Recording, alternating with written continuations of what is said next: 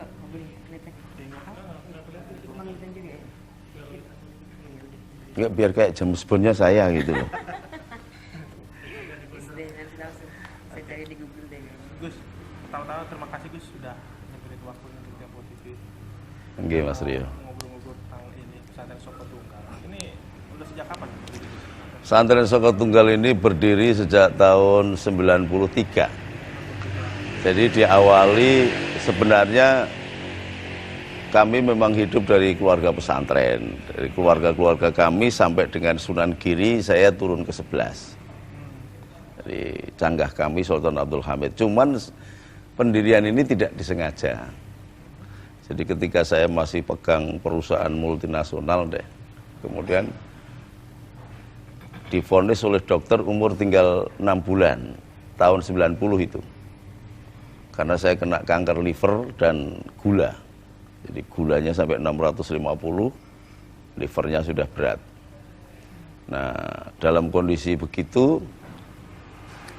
akhirnya kembali kepada barak gitu, kepada habitnya. Akhirnya tinggal sisa 6 bulan itu saya pergunakan untuk kontemplatif ke makam-makam. Jadi yang semula memang sudah diajak-ajak Gus Dur, cuma saya nggak mau. Nah, setelah umur tinggal 6 bulan, maka harta benda saya keluarkan semua, saya amalkan semua, tinggal baju 3 stel. Baju 3 stel, terus berjalan aja dari makam ke makam, makam ke makam, terus nggak terasa ternyata sudah 3 tahun.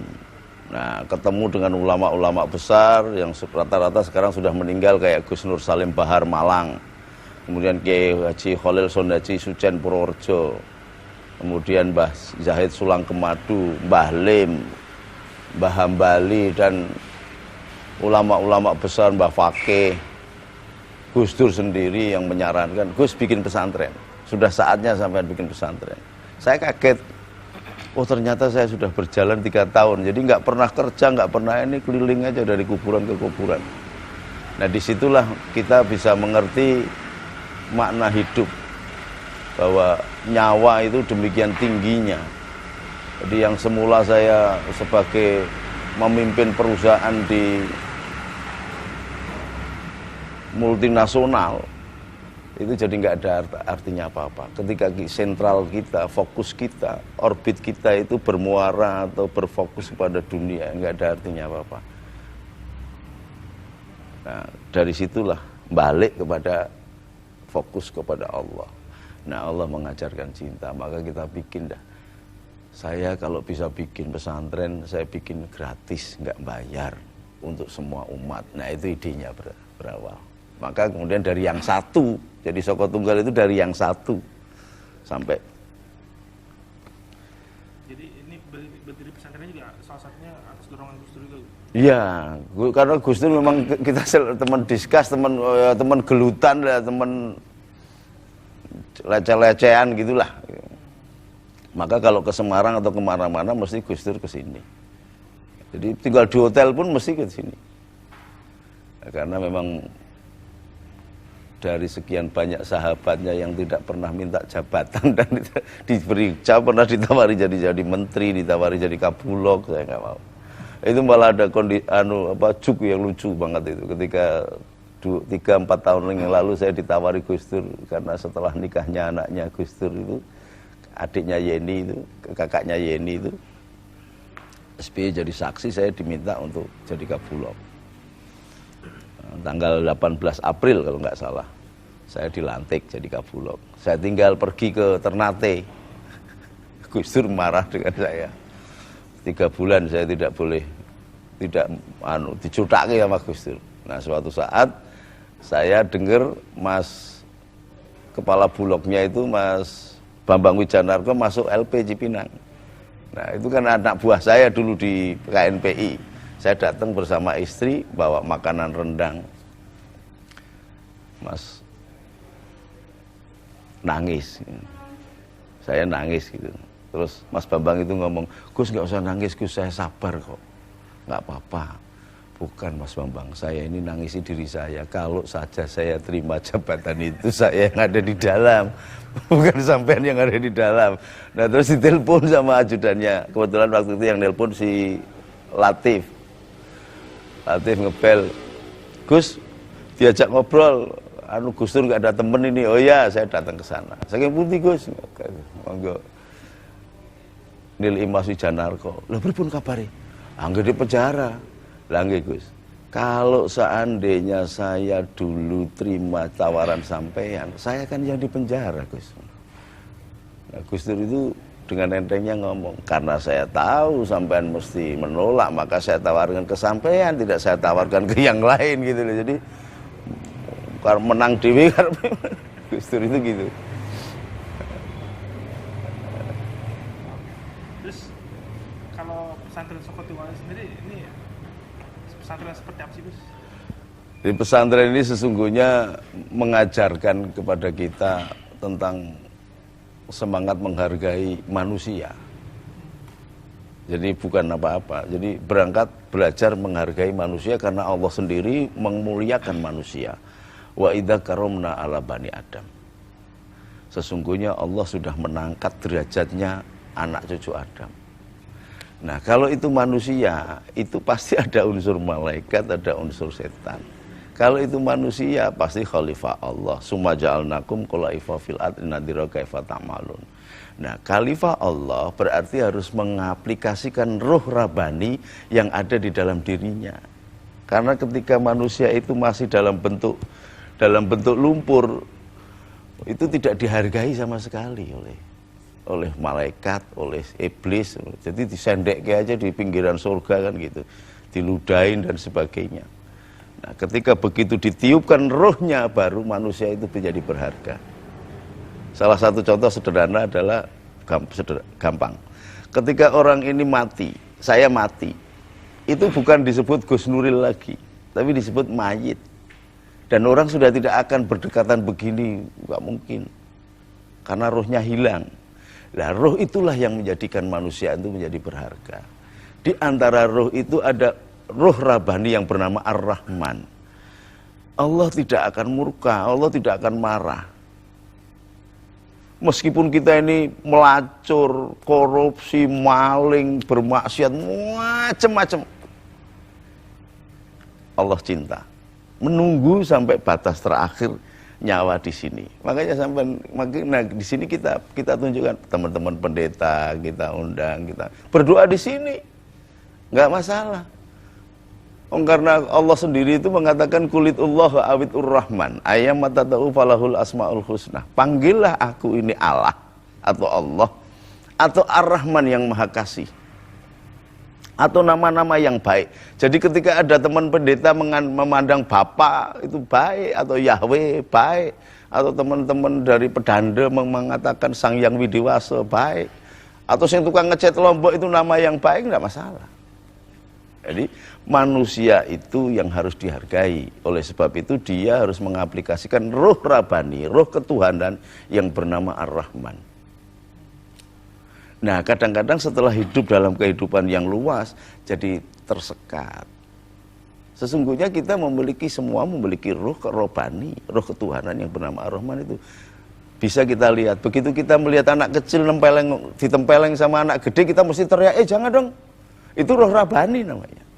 Nah kemudian setelah pragmatisme berjalan, kemudian baru ditelusur, biarin aja, bukan partai gua kok, bukan agama kita kok, tidak seagama kok, tidak sesuku kok, biar aja ditempeleng atau.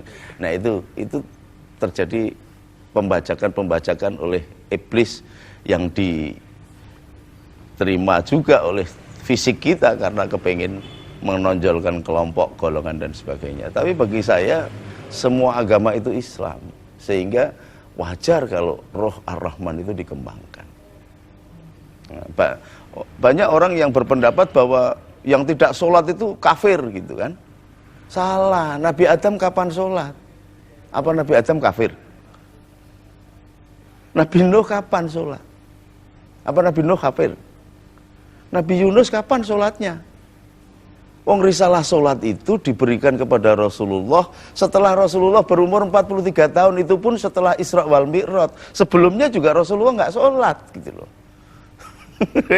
ini pemahaman agama yang waduh, yang sekarang ini demikian rusaknya, karena kemudian muncul lagi paham-paham Wahabi yang datang sesungguhnya dari kelompok ekstrim Zionis ya, yang dialat masuk ke Indonesia sekarang ini. Jadi semakin gak karu-karuan. Terus kalau implementasi sendiri Gus di sini ya, tentang keagamaan, multi agama itu seperti apa? Santri kita ada yang Kristen, ada yang Hindu, ada yang apa, pendeta-pendeta pada kesini silakan. Kami belajar kalau di Rawamangun begitu, ketika saya menyampaikan materi pelajaran, banyak romo-romo dari katedral datang. Ya tidak masalah. Wong Islam itu sesungguhnya agama yang disempurnakan. Jadi mau ngupas bedanya yang mana? Kalau mencari bedanya, saya sama sampean juga berbeda, padahal sama-sama gondrongnya loh. Ya kan? Kalau dicari bedanya berbeda. Kalau dicari samanya sama. Lalu apa? Wong sholat yang kita gunakan ketika Allahu Akbar kemudian membaca Inna sholati wa nusuki wa mahyaya wa mamati lillahi rabbil alamin la syarika lahu wa bidzalika umirtu wa ana minal muslimin. Itu ucapan siapa coba? Hanifah muslimah wa ma ana minal musyrikin. Itu ucapan Ibrahim. Iya, ketika kita membaca wahuyi lagi bijitinah lati itu so kita lagi rotuban janian, itu ucapan siapa? Itu ucapan Jibril kepada Maria ibundanya Yesus atau Isa Al-Masih, karena Yesus kelaparan. Karena apa kelaparan? Susunya tidak keluar. Karena Isa itu lahir bukan karena biologi, karena dari kalamullah, dari ucapan Allah, firman Allah. Sehingga memerintahkan kepada Maria untuk menepuk pohon kurma. Pohon yang gede begitu dengan ucapan itu bisa melengkung, kemudian dipetik kurmanya yang muda namanya rutop, terus dikasihkan untuk dulang, karena di tengah padang pasir diusir keluarganya. Justru Islam yang membela Maria dan Yesus, karena di keluarganya dikatakan ini pelacur atau berzina. Wong sudah bertunangan dengan Yusuf kok malah sudah hamil duluan, belum kawin gitu loh. Islam yang membela di dalam Al-Quran itu. Maka Isa dikasih rotoban kurma muda, dengan demikian ketika kemudian masih dikejar juga oleh kelompok yang lain, Isa yang berusia 3 hari sudah berbicara. Aku adalah hamba Allah yang keluar dari firman Allah. Jadi itu untuk Maria. Jadi sesungguhnya banyak orang yang tidak paham dengan agamanya. Nah kalau santrinya tuh ada yang Kristen, Katolik, Hindu, Buddha, itu belajarnya seperti apa? Belajar hidup saja. Apa jeleknya ketika kita mempelajari Kristen, mempelajari Injil? Apa jeleknya kita mempelajari Taurat? Apa jeleknya kita mempelajari Hindu dan Buddha? Orang Islam itu kitabnya adalah orang yang dianggap beriman. Menurut versi Islam adalah amantu billahi, percaya kepada Allah, wa malaikatihi, percaya kepada malaikat, wa kutubihi. Jelas kitabnya itu disebutkan kitab 4. Taurat, Zabur, Injil, Al-Quran. Nah kalau kita mempelajari bagaimana? Ya harus dong. Sama halnya mereka juga harus mempelajari. Sekurang-kurangnya supaya tahu bahwa kitabnya itu yang dari Allah, dari langit itu begitu. Wong ini yang namanya Kristen, Katolik, Yahudi kan agama samawi, agama langit, agama Ibrahimiyah. Nah kan bagaimana dia bisa mengklaim bahwa agama Katolik atau Yahudi atau Islam disediakan surga oleh Allah, kalau diri keturunannya sendiri aja nggak bisa rukun, bagaimana? Surga itu tempatnya orang yang berdamai, orang yang mensucikan ke Allah. Kalau di dunia mereka tidak bisa rukun, mana mungkin Allah menyediakan surga untuk orang Kristen, Katolik, orang Islam? Nggak mungkin dong. Saya punya anak nih, 1, 2, 3. Sampai nggak rukun terus. Sampai sing nakal terus. Nakali adik-adiknya. Saya marah pasti. Sekurang-kurangnya tak tempeleng kan gitu. Sayangi dong adiknya. Hormati dong kakaknya. Kayak kan mesti begitu. Tidak mungkin Allah membiarkan saja. Nah kita ini, saya sampean kenapa punya ketertarikan untuk begitu, itu bagian di antara skenario Allah untuk menjabarkan agama itu dengan cara damai. La ikraha fiddin, tidak ada paksaan dalam agama. Semua agama itu Islam. Semua agama itu Islam. Allahu Rabbuna wa Rabbukum, lana a'maluna walakum a'malukum, itu Quran itu. Aku ini Allah, Yahweh, ilah. Tuhanmu dan Tuhan mereka. Bahwa lana a'maluna walakum a'malukum. Bahwa engkau menyembah begitu, dia begini, sama saja. Maka suatu saat itu di dalam satu kisah perjalanan Nabiullah Musa berjalan, ada orang yang menyembahnya itu begini. Ya Tuhan, kalau seandainya engkau ada di hadapanku, akan aku rapikan kumismu, aku potong kukumu, aku cukur rambutmu.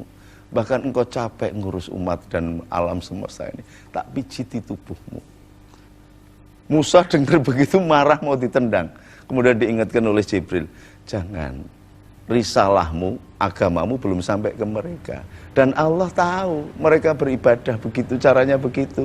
Jangan dilarang. Karena Allah la tudrikuhul absaru wa huwa yudrikul absara wa huwal latiful khabir. Allah itu tahu kemerseking atine manusia. Dalam bahasa apapun, bahkan kemerseknya hati aja tahu. Kita batin apa aja Allah tahu. Jadi apalagi dengan bahasa dan ucapan, dan Allah sendiri kan yang mengajarkan kalam. Bentuk kalam yang menjadi manusia adalah Isa kan? Nah, ya Allah sendiri yang mengajarkan kalam. Terus di sini ada berapa santrinya, Gus? Sekitar 1.500-an. 1.500. Itu apa, kalau ada perbedaannya Gus belajar antara santri yang muslim sama yang non muslim? Enggak, kita gabungkan aja sama. Saya anggap aja mereka orang Islam semua. Belajar apa tuh Gus, kalau misalnya digabung gitu? Ya ada yang sekedar untuk menambah perbendaraan pengetahuan khasana Islam. Bahkan ada sahabat saya yang sampai pendeta mengambil doktor hukum Islam. Namanya Pendeta Gunarto. Oh, dulu masternya master hukum Islam. Sekarang ngambil doktornya tasawuf malahan. Tetap Kristen ya? Tetap Kristen. Tetap Kristen. Terus kalau keseharian nih Gus, santri gitu ya, bentuk toleransi terhadap non muslim itu seperti apa Gus? Oh udah, kita nggak beda-bedain. Yang penting mereka hidup bareng, makan bareng, masak bareng, tidur bareng. Nah, itu apa? Kenapa harus dibedain? Itu Ibrahim punya anak dari istri yang pertama namanya Ishak. Istri yang kedua namanya Ismail. Ishak ini kemudian menurunkan Yakub. Yakub menurunkan Esau. Dari Ishak ini menurunkan Esau dan Yakub. Ini menurunkan sampai ke Nabiullah Yusuf. Ini terus ke bawah sampai ke Musa. Sepupunya Ibrahim namanya Lut. Ini terus. Jadi semuanya saudara kok. Maka di dalam Al-Quran disebutkan semua nabi itu saudara. Dari bapak yang sama. Ibunya saja yang berbeda. Saudara. Kalau metode yang digunakan di pesantren ini, kita nggak pakai metode-metodean. Jadi kita ngaji aja biar dia dengar. Kita membahas kitab tasawuf, kita membahas apa, mereka mendengar. Kalau ada yang bertanya silahkan bertanya, jawab biasa. Jadi tidak kemudian ditandai oh ini Kristen, oh ini Islam, enggak. Mengalir aja. Tanpa ada maksud untuk menarik mereka gitu. Oh enggak, butuh apa? Al-Islamu ya'lu wa la yu'la alai. Islam itu akan jaya dan dijayakan oleh Allah. Wallahu darul Islam. Lah kalau pakai ditarik-tarik bagaimana wong yang sudah Islam aja nggak pernah dirumat itu, yang gelandangan-gelandangan pinggir jalan ngemis-ngemis itu kan Islam semua. Buat apa? Yang jadi copet, yang jadi maling itu pada Islam semua, kita nggak bisa kober, malah mau menarik orang-orang baru yang sudah beragama diopeni orang. Itu apa? Konsep yang diterapkan di pesantren ini apakah semacam apa ya? Semacam bentuk keprihatinan terhadap hubungan antar agama yang ada di luar? Sebenarnya kita ingin membangun satu isme baru. Isme Islam ala Indonesia. Ya. Jadi Kristen ya ala Indonesia, bukan Eropa minded. Bukan Arabik minded. Gimana tuh Gus, Indonesia? Nah, ala Indonesia ya kehidupan Islam yang demikian ini. Yang enak, bermula dari akar budayanya, saling tenggang tutur sapa, saling tegur sapa, saling bersaudara, tidak pernah ribut. Nah ini kan muncul setelah masuk paham Wahabi dari Mesir, masuk ke Medina, Medina masuk ke Indonesia, paham Wahabi itu. Nah itu yang bikin kacau. Maka muncul gerakan-gerakan kayak model FPI, kayak apa. Itu gerakan-gerakan Wahabi. Nah kalau konflik antar agama yang kerap terjadi di luar ini, kalau menurut Gusnya apa penyebabnya? Itu setting by design. Jadi karena pemerintah ini tidak mampu, maka dimunculkanlah keributan-keributan itu untuk menutup isu-isu kegagalan pemerintah. Sama sekali nggak ada. Coba tanya deh pendetanya sama kiainya, ada nggak yang perang? Nggak ada. Mereka ribut itu bukan masyarakat sekitar, didatangkan masyarakat dari luar untuk bikin keributan. Coba dilihat yang betul. Apa ada? Jadi memang ada satu kontraktor keributan, kontraktor teroris, kontraktor pemasang bom. Itu mah yang paham tentara sama polisi saja. Masa ada pesantren-pesantren bikin bom? Kalau teroris itu bagi pesantren jadi makanan sehari-hari. Terong diris-iris itu namanya teroris. Nggak ada orang yang mengaplikasikan kedamaian. Ada hadis yang mengatakan mangkana yu'minu billah wa bil yaumil akhir fal yukrim jarahu, tidak dianggap orang beriman kepada Allah dan hari akhir yang tidak cinta kepada tetangganya. Tetangga agama, tetangga rumah, tetangga kota, tetangga negara, tetangga. Di dalam Kristen juga malah disebutkan kitabnya di Matius 5, kalau enggak Matius 6. Kalau engkau mengaku tinggal di dalam terang tetapi engkau tidak mencintai saudaramu, sesungguhnya engkau tinggal di dalam gelap sampai sekarang. Lalu apa bedanya, yang mana yang beda? Yang jadi persoalan itu ketika kiainya dan pendetanya jadi maklar surga dan neraka, itu yang bikin ribut. Sesungguhnya agamanya itu Islam, semua Islam. Makanya gelarnya adalah juru selamat. Gitu loh. Juru selamat itu bahasa Arabnya alaihi salam. Maka setiap nabi bergelar alaihi salam, gitu loh. Sang juru selamat. Jadi nabi itu jumlahnya 319.000 nabi. Itu gelarnya alaihi salam, juru selamat. Tidak hanya Yesus saja, tidak hanya Isa saja yang bergelar sang juru selamat, karena di Indonesia itu maka jadi juru selamat. Coba kalau dia Mesias, bahasa Inggrisnya, semua nabi mah Mesias karena membawa Mesias. Sampai aja nabi sesungguhnya, karena nabi itu berasal dari kata an-naba, pembawa berita. Jadi wartawan ini nabi. Terserah mau sampai arahkan untuk jelek, ya berarti lawannya nabi, kan gitu toh. Pengikut setan gitu. Kalau benar pengikut Allah, nabi, an-naba. Tentang konsep lintas agama di pesantren ini pernah ada ini ya, keberatan gitu dari pihak luar? Gitu? Nggak ada yang berani kalau saya mah di sini. Siapa yang keberatan? Wong di sini saat mulai jenderal itu foto-fotonya di sana itu. Pangdam baru datang ke sini, Kapolda baru datang ke sini, Menhamkamnya, sak menterinya, sak presidennya datang ke sini, bagaimana mau berani? Dan pasukan kita kan banyak, apalagi sekarang saya jadi Dewan Hostnya Pagar Nusa se-Indonesia. Ini akan kita kembangkan semuanya untuk kita tentramkan. Karena memang dasarnya gitu, ketika Kang Said Agil Sirot mengatakan bahwa kita berhadapan dengan Wahabi, maka kita sudah siap sekarang. Kalau kemarin-kemarin belum. Pernyataan terakhir kemarin Kang Said sudah ngomong berhadapan dengan Wahabi. Oke, kalau begitu kita kerahkan dengan dasar menjaga keutuhan negara kesatuan Republik Indonesia. Maka siapapun elemen bangsa dari suku apapun, dari agama apapun, berhak tinggal dan dilindungi di negeri Indonesia sesuai dengan Undang-Undang Dasar 45. Itu. Terus kalau untuk hubungan antar umat beragama itu selain hari-hari, apakah juga diterapkan misalnya pada hari raya gitu? Saya Natal sering diundang suruh nyuruh lilin. Kalau Lebaran mereka juga pada datang berkunjung ke sini. Kadang-kadang suatu saat kita melihat keprihatinan negara ini, kita doa bersama di masjid ini. Ya ada gubernurnya, ya ada wali kotanya, ya ada ininya. Why not? Karena di semua yang namanya masjid itu bukan bangunan begini. Yang namanya gereja itu bukan bangunan yang ada palang panteknya begitu. Masjid, gereja itu ada di sini. Ini rumah Allah, bait Allah. Kepentingan manusia, kemegahan manusia, kesombongan manusia dan pendeta atau kiainya lah kemudian masjid dibikin gede-gede, tetapi tidak menyebarkan rahmat Allah. Justru malah mengkotak-kotakkan antara agama. Seagama aja terkotak-kotak. Aliran ini, aliran ini, aliran ini, aliran ini. Membesar-besarkan gerejanya. Padahal membesar-besarkan masjidnya. Padahal enggak. Maksudnya itu, ini adalah dari tempat mengaplikasikan masjid yang ada di hati. Gereja yang ada di hati. Vihara yang ada di hati.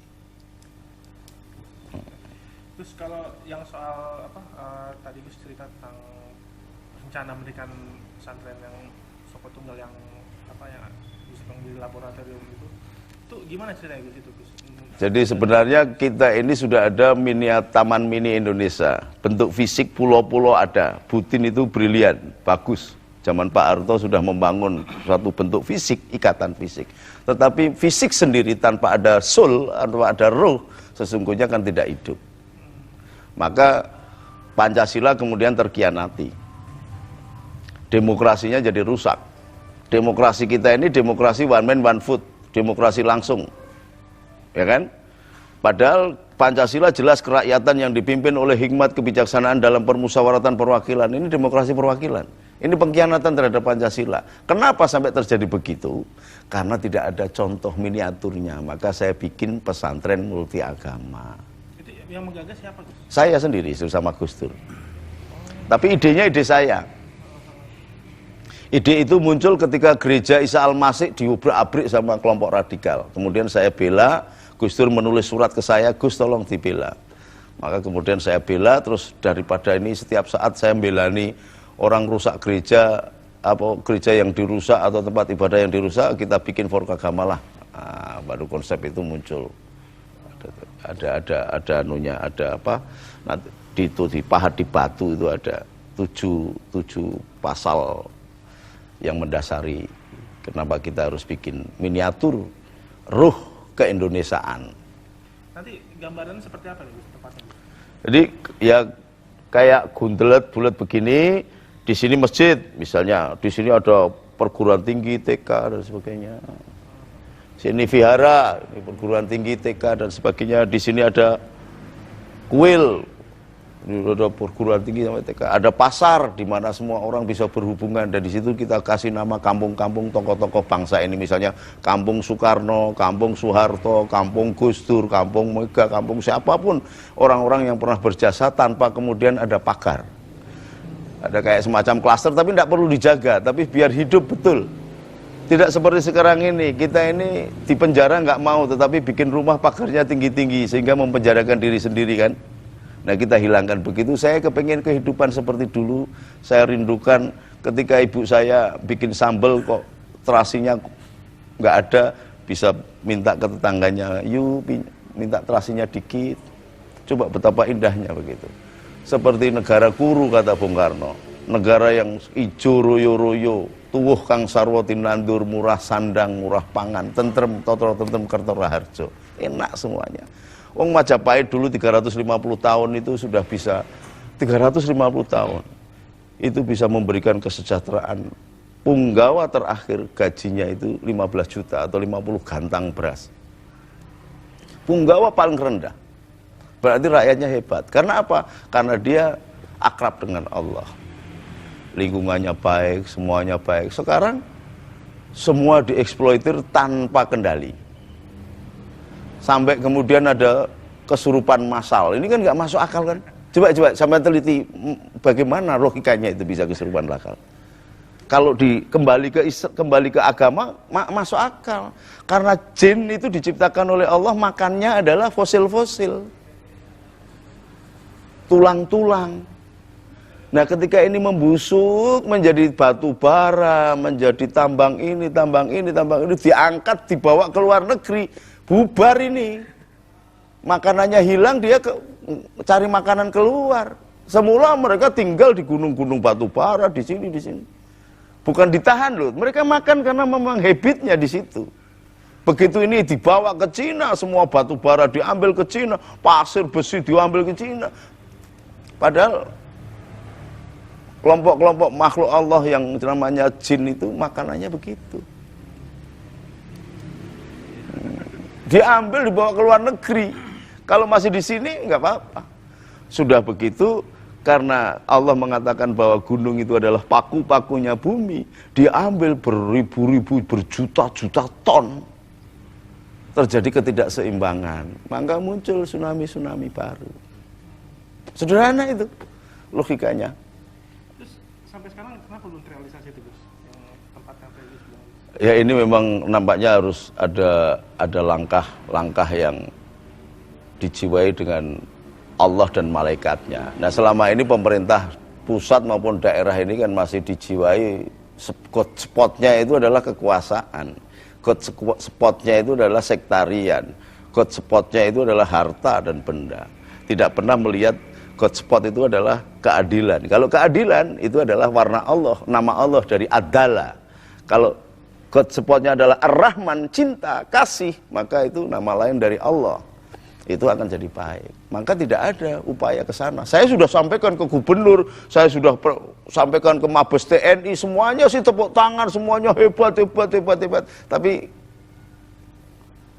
lebih rela dimakan oleh koruptor-koruptor itu daripada lebih rela membangun Hambalang yang 2, triliun untuk hanya sekedar fisik jasad saja. Tapi pembangunan rohnya tidak ada. Padahal ini ideologi yang sangat luar biasa.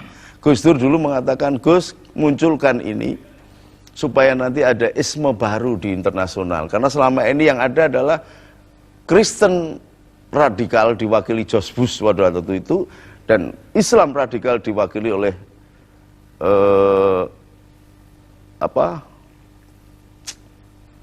siapa itu teroris itu? Osama bin Laden. Nah, kita munculkan isme baru yang lebih komprehensif dan lebih lunak, namanya Islam ala Indonesia. Jadi tidak disibukkan pertarungan antara Islam dan Kristen sehingga sing ribut itu Osama dan yang ribut itu George Bush dan kontraktor terorisnya yang bernama Osama. Semua bangsa sedunia ini jadi ribut, semua nggak ngerti julung-julungnya. Maka kita munculkan isme. Kalau Islam ala Indonesia, Kristen ya ala Indonesia. Yang dulu memang Jawa ini atau Indonesia ini menjadi sentral kebudayaan tertinggi di dunia. Belum ada universitas di dunia, universitas yang pertama kali semua Icing, Fasen belajarnya di Jawa, namanya Universitas Brawijaya. Dengan konsep pesantren seperti ini, multiagama, Gus sendiri berharapnya santri-santri nanti setelah lepas dari sini seperti apa? Dia akan menjadi pemimpin-pemimpin yang mengabarkan bahwa Islam dibikin oleh Allah. Ada Islam dengan I kecil dan Islam dengan I besar. Artinya? Islam dengan I kecil adalah Islam yang dibawa risalahnya oleh Rasulullah SAW. Tapi Islam dengan I besar adalah Islam yang dibawa oleh Sayyidina Adam sampai dengan Sayyidina Isa. Memperjuangkan agama tauhid, la ilaha illallah, Adam Rasulullah, la ilaha illallah, Isa Rasulullah, la ilaha illallah sampai 319.000 nabi. Itu Islam semua, mengajak kepada Allah semua. Maka konsepnya Islam itu adalah ketika seseorang menyerahkan jiwa dan raganya kepada Allah, itu disebut taslim. Orang yang taslim disebut muslim. Jadi meskipun dia itu Kristen atau apa, muslim namanya. Dalam skala Islam I besar. Itu. Jadi nanti kira-kira gambarnya seperti apa nih, kalau saya santri setelah lulus belajar sini, kira-kira nanti Gus pengen seperti apa di mana? Ya kalau memang ada pendeta yang ikut belajar di sini, jadilah pendeta yang menabarkan keimanan, mengajarkan kayak menebarkan agama dengan cara yang dewasa kayak supermarket gitu loh. Ada jualan sepatu itu berderet, sepatu semua nggak ribut.